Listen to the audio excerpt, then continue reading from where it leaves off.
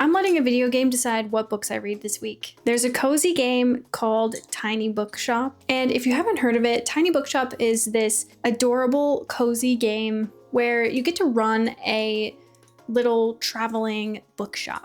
You organize the shelves, you recommend books to customers, you decorate your shop, and most importantly, you have to actually choose what books to stock based on the places you are going, genres, and what people are looking for. So instead of the game giving you prompts like, I want to read a fantasy this week, the game forces you to think in terms of categories like what book fits this mood, what story matches this theme, and what you would recommend to someone based on a specific experience. And something that I thought was actually very pleasantly surprising about the game was that the books that you are recommending are real books. And they're not just real books, there's new ones as well. There's 2025 releases that are in the game. And basically how it's going to work for me is I'm going to stock my shelves with whatever books I feel like is necessary for the place that I'm going, and I'm gonna recommend books. And if one of my positive recommendations of the game is a book that I have not read yet and it is on my actual shelves,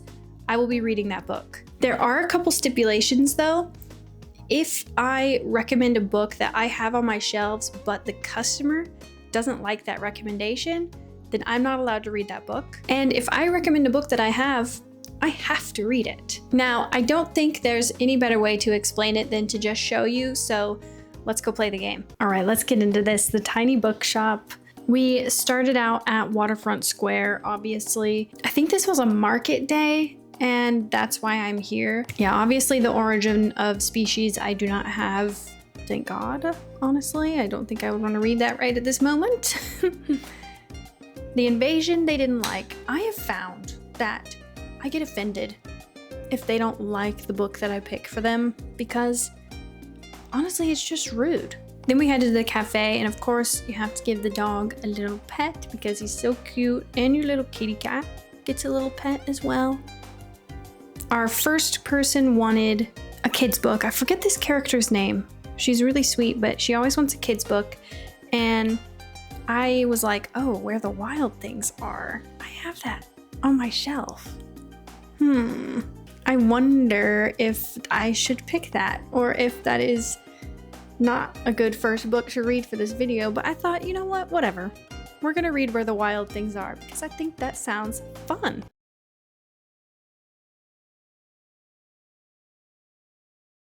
It's so funny that this got picked, actually, because I had bought this for my daughter. I grew up reading this book, of course, right? And I found this at the thrift store. It's in English, and I found it at the Norwegian thrift store. So that in itself is already pretty cool. So I could read it to her the way that I had it read to me. And what's so funny is I got to the end of this book and I actually cried. Like, I teared up reading it to my daughter for the first time because I was like, ugh, full circle moment. Because this book, I loved this book when I was a kid. I remember taking this book off of the shelf and reading it. Like, I remember the pictures. Like, you cannot tell me that just unlocks so many childhood memories for you, right? And I also thought, so at the beginning, he's making mischief, right? His mom called him Wild Thing, and Max said, I'll eat you up. And he was sent to bed without eating anything. And I remember as a kid getting so hung up on that, thinking, one, it's insane to send your kid to bed without eating food. And two, what a weird reason to do that, because he said, I'll eat you up. I remember getting so hung up on that line, but this book was a joy to read for myself. It's kind of like a sensory thing, right? But like a mental sensory thing. It does something for the brain to read old childhood stories like this that you loved. And I just love the art style, how it's the like etching.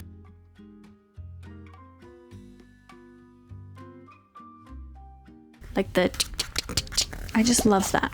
It was great. It's a great first book to read for this video. All right, book number 2. We're starting at the hospital. Our first recommendation, they want something kid-friendly and educational. So I guess we'll just see what we come up with. The Ugly Duckling, and they didn't like it. Which, again, rude. The next one wanted Yearning and Blushing. I saw Bury Our Bones in the Midnight Soil, and I wish I actually had this book on my shelf. And A Psalm for the Wild Bill, I would love to reread it. It's one of my favorite books ever, but I thought perhaps not. It's not very Yearning and Blushing-esque, but Bury Our Bones, it won. Unfortunately, I do not have it. I do want to read that eventually, though. Next, we wanted someone who wanted a happy ending, something that goes well with Merlot. This is why I love this game. It's so creative, and the prompts that they give you. All's Well That End Well, I do not have, but that is what I chose for this person. Page Boy, another one that I do not have. This person was looking for a play, so I chose Helena. I do not have that one either. We then took our services to the market. However, there was nothing to find there, so we went up to the castle ruins. Our first customer wanted a book about plants and rocks and animals. And I thought maybe I did Botany in a Day, and she was happy. I do not have that book. Another Plants or Rocks or Animals, The Secret Garden. I do not have that book either. This was looking exceedingly bleak, and I went to Mega Marsh on Mega Savings Day because I knew there would be lots of recommendations and we would get something. This person wanted a book that was over 450 pages, or at least 450 pages, and prefers fantasy in books from this century. And I saw The Invisible Life of Addie LaRue, and I was like, ooh, that could be an interesting reread. And she liked it. So that's what we'll be reading. We're picking up The Invisible Life of We're picking up The Invisible Life of Addie LaRue, which I'm actually incredibly excited to reread. I've had my eye on it for a while because I read it before I had started talking about books online, and before I had ever started to read books with the intent of really knowing what they say, if that makes sense. I remember liking it, but I really truly don't remember why I liked it. So this is going to be a really fun reread for me. Plus, I've never talked about it online, right? So we can see. Bring you over here to my red shelf, and it is here.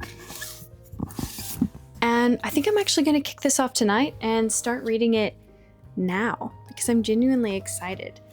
Ooh, I have some tabs in here actually. And these are some old tabs. These are not aesthetically pleasing tabs. These are just got out of the office tabs. I'm excited. Okay, let's just start reading.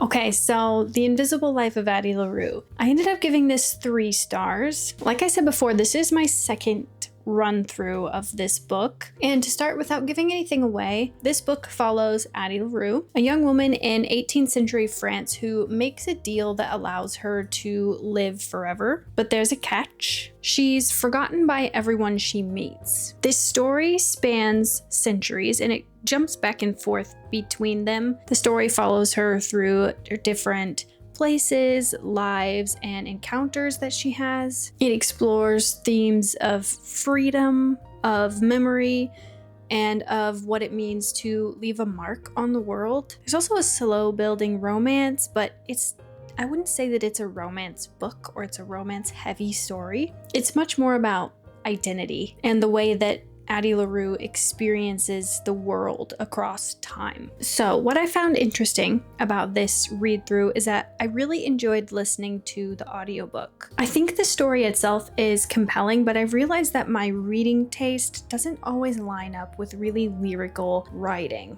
To me, reading it physically, V.E. Schwab's writing feels a bit heavy. It feels a bit too descriptive. However, on audio, it works a lot better for me. It helps create sort of like a movie in my head, which I did really, really enjoy. So to me, I would say that this book is made for listening more than reading physically. And there's also these moments in the book where Addie notices something in the present, and V.E. Schwab writes what will happen that night, in that moment, what will happen later, what will happen in a week, what will happen in a month, what will happen in the future. Like, she does it simultaneously back to back. One example is on page 158. Can read it for you exactly. Addie stops on a narrow winding street before a house, if it can be called that.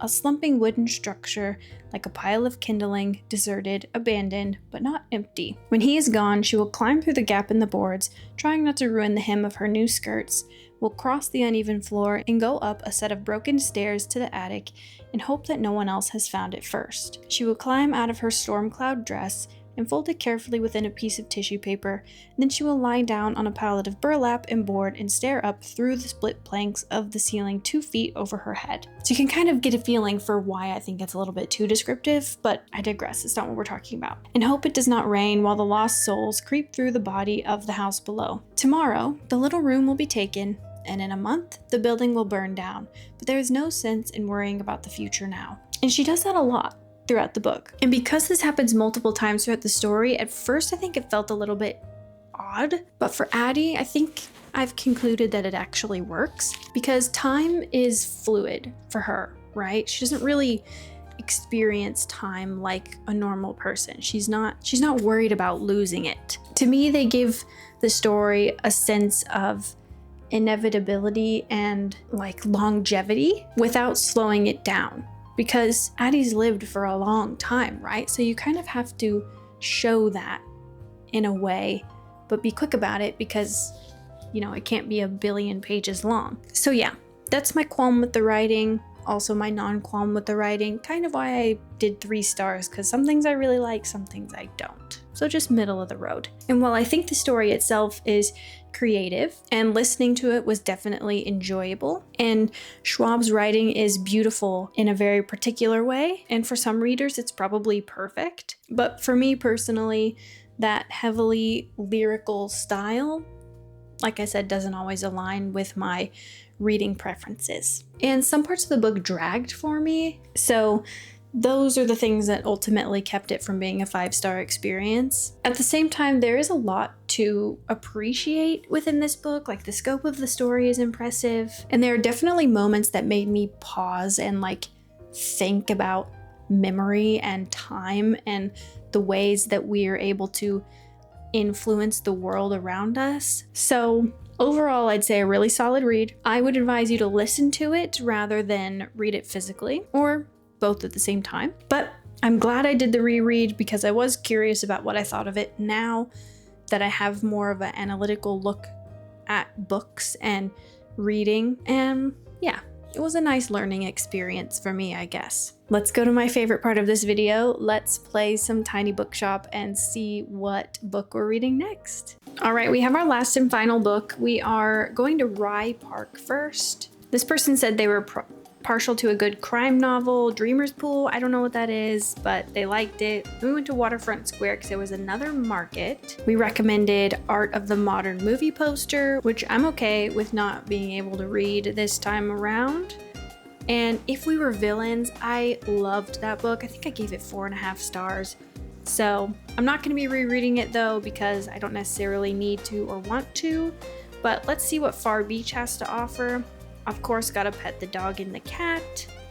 This customer wanted something in a series, so I recommended Insurgent. I don't have that, but I do want to read those again one day. Oh, this next customer made me mad because she said she wanted something entertaining and she didn't want a fact book, and that's pretty broad. So I was like, oh, Cleopatra and Frankenstein, but she didn't like it. But I have that on my shelf and I'm wanting to read it, so I was actually pretty mad about that, unfortunately.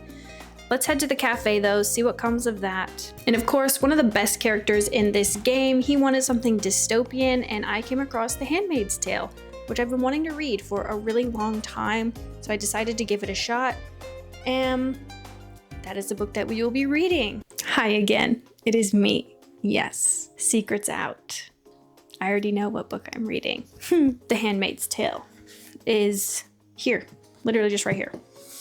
Classic, right? Banned book. A novel that brilliantly illuminates some of the darker interconnections between politics and sex.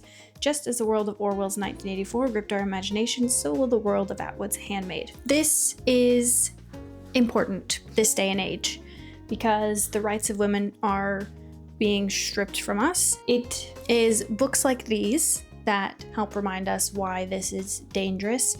And the rhetoric that people are spewing is really terrifying. I am shocked that I have not read this book yet. I got this book at an amazing little secondhand bookstore in Sanford, Florida, and the owner is awesome. She's super, super nice, and she had a whole like banned books section, and this book was in it, and I was like, why do I not have this on my shelf?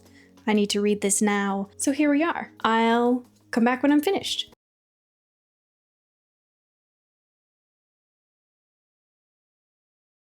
All right, so The Handmaid's Tale by Margaret Atwood.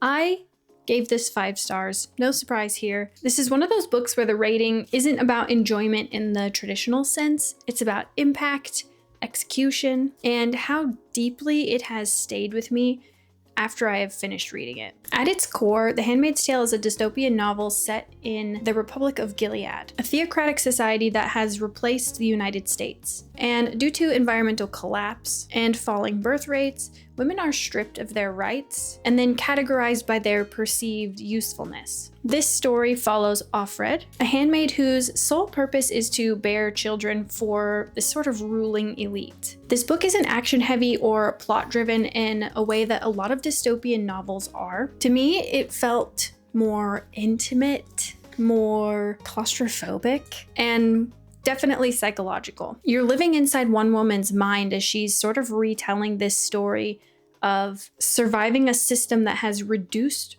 her own existence down to her body. And one of the first things that I noticed when I opened this book was that there are no quotation marks. At first that felt a little bit disorienting. I haven't read very many books that do not use quotation marks. However, the more I read, the more I got into the rhythm of it, and the more that it made sense for the story. This isn't a story unfolding in real time. This is Offred's retelling of her trauma and her experience. I felt like the lack of quotation marks sort of reinforced that everything we're hearing is sort of a spur of the moment, not necessarily word vomit because it feels much more structured than that, but like a very much, I need to get this down, I need to tell someone about this, so here it is. Ultimately, I think it's made the story feel more personal and also unsettling, but in the best possible way, but in like an intentional way. Now, it's impossible to talk about The Handmaid's Tale without talking about its cultural significance. Margaret Atwood famously said that nothing in this book is invented, that every act of oppression depicted already happened somewhere else in history, and that thought alone makes it even more terrifying. And what's even more unsettling is how relevant the book still feels. Despite being published in the 1980s, the themes around bodily autonomy, religious extremism, and the erosion of women's rights feels painfully current. Plus, not only that, but like significantly for me, because I have a daughter, I'm from the United States, and I didn't feel like Atwood relied on shock value. She kind of lets the horror just exist in the quiet, casual, cruel moments. The normalization of things that should never be normal. Reading it now, it doesn't feel like a relic of the past. It doesn't feel like it was written in the 80s. It feels like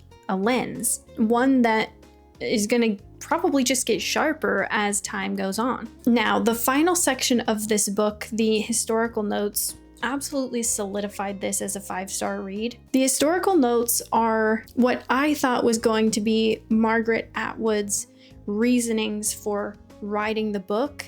However, when I started reading it, it is framed as an academic conference that takes place long after Gilead has fallen, where scholars have actually come together to analyze Offred's story. And they're viewing it as this historical artifact. And I thought it was devastating. You've just spent the entirety of this book, the 300 pages of this book, being emotionally embedded in this woman's trauma, feeling for her, feeling her grief, and then suddenly her suffering is being discussed at a distance. What actually made me feel physically sick was that the men in Offred's story who were the elite, right? They were sort of the creators of this regime, right? The speaker was actually crediting those men as being creative, as having ingenuity for coming up with this system that has destroyed lives, and they're admired for that innovation. So here is an example. They're trying to find out exactly who the men were in Offred's life in history, right? And they're kind of talking about the options that they have. The idea then was Judd's, one of the men that they think could have been in Offred's life, but the implementation has the mark of Waterford upon it, another one of the men. Who else among the sons of Jacob, think tankers, would have come up with the notion that the ants should take names derived from commercial products available to women in the immediate pre-Gilead period, and thus familiar and reassuring to them? So basically, they're talking about that the ants, these women that taught the handmaids how to be handmaids, having these names, the names of cosmetic lines, cake mixes, frozen desserts, and even medicinal remedies. It was a brilliant stroke and confirms us in our opinion that Waterford was, in his prime, a man of considerable ingenuity. And when I read that line, I was like, whoa, you're talking about someone who created so much pain for a group of people and saying that they had ingenuity because they were able to come up with that. I felt like it was such a sharp critique of how history often treats violence, especially violence against marginalized people, as something to be studied rather than mourned. The last few pages forced me to confront how easily real human pain can be reduced to footnotes once enough time has passed. So my final thoughts, long tangent, but my final thoughts are, this is not a comforting book. It's not meant to be, but it's precise, it's intelligent, and it's deeply necessary. I gave The Handmaid's Tale 5 stars because it accomplishes exactly what it's set out to do. And then also went a step further by implicating the reader in how we remember, analyze, and distance ourselves from suffering. So yeah, that was good. This will forever be something that I recommend to everybody, even though it is off-putting, unsettling. I think it's necessary, and it's going on my favorite bookshelf. Now, that is where I'm going to end this video. I actually did not expect this to be as fun as it was. Letting a cozy little bookshop game decide my reading this week was actually pretty magical. So I ended up reading Where the Wild Things Are and reliving some very nice childhood nostalgia. Being able to reread The Invisible Life of Addie LaRue was something that I've wanted to do for a long time, but I don't think I would have prioritized it unless this book forced me to, so that's pretty cool. And it forced me to read The Handmaid's Tale, which I've had on my shelf for a really long time as well, and knew that I wanted to pick it up, but had never really known what the right time was. And wow, am I so glad that this game forced me to do that. And it's so funny that this chaotic mix of children's classics, whimsical fantasy, and dystopian political nightmare fuel somehow worked this week, and I really did enjoy my time. I will definitely be doing this again, and if you like this, make sure that you subscribe, like, comment, share. All of those really nice things help support me and my channel. I'll see you in the next one. Bye!